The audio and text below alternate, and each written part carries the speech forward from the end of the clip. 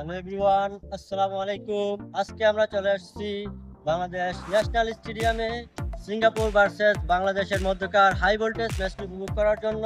চলুন আমরা স্টেডিয়ামের ভিতরে চলে যাই।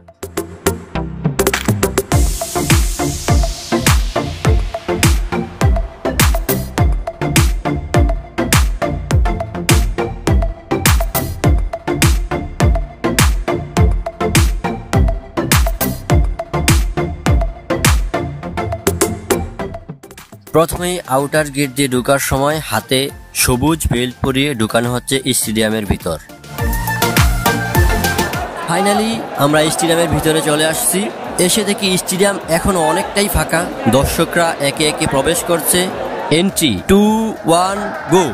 ওকে, গ্যালারি এখন কানায় কানায় পূর্ণ। প্লেয়ার্সরাও চলে আসছে ওয়ার্ম আপে।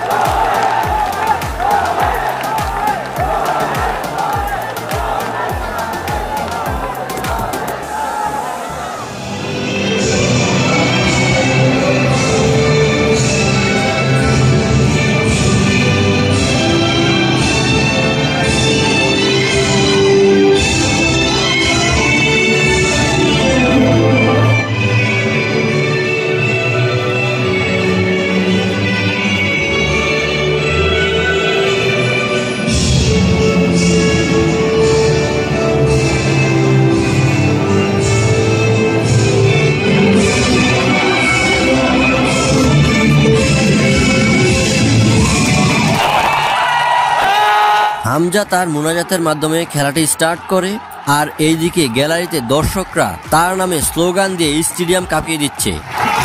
ফাইনালি খেলাটি স্টার্ট হয়, বাট প্রথমেই সিঙ্গাপুরের একটি প্লেয়ার পড়ে যায়, কিন্তু সেটা রেফারির চোখ এড়িয়ে যায়।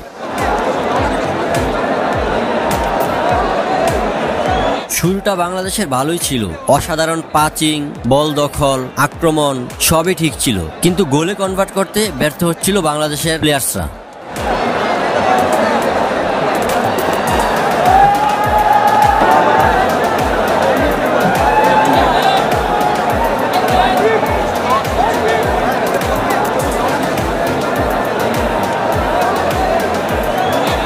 কিন্তু হঠাৎ সবাইকে অবাক করে দিয়ে মিতুল মার্মার একটি ভুল সিদ্ধান্তের কারণে বাংলাদেশ প্রথম গোল হজম করে বসে।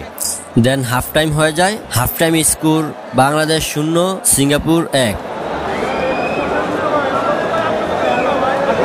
হাফ টাইম চলাকালীন হঠাৎ স্টেডিয়ামের সব ফ্লাড লাইট অফ হয়ে যায়, আর অসাধারণ একটা লেজার শো উপহার দেয় দর্শকদের।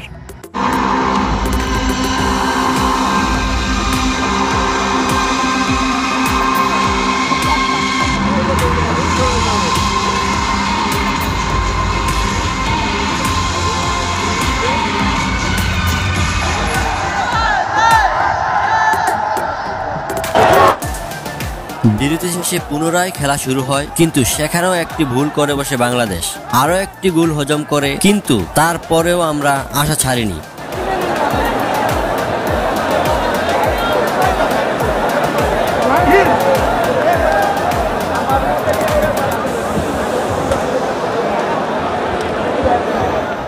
বলতে না বলতেই হামজার অসাধারণ পাসে রাকিব একটি গোল করতে সক্ষম হয়। তারই সাথে সাথে গ্যালারিতে বসে থাকা দর্শকরা বাঁধভাঙা উচ্ছ্বাসে ফেটে পড়ে।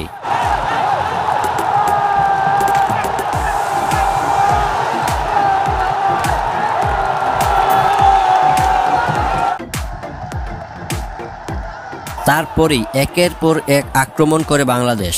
অনেকগুলো কর্নার পেয়েও তেমন কিছু করতে পারেনি, বাট লাস্ট 15-20 মিনিট বাংলাদেশ অসাধারণ খেলেছে। এমন বাংলাদেশ কি আমরা দেখতে চেয়েছি।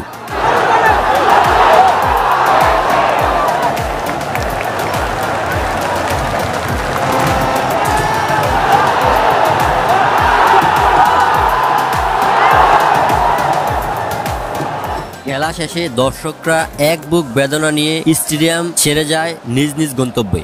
বাট এই ম্যাচে হয়নি তো কি হয়েছে, আগামী ম্যাচে ভালো কিছু উপহার দিবে ইনশাআল্লাহ।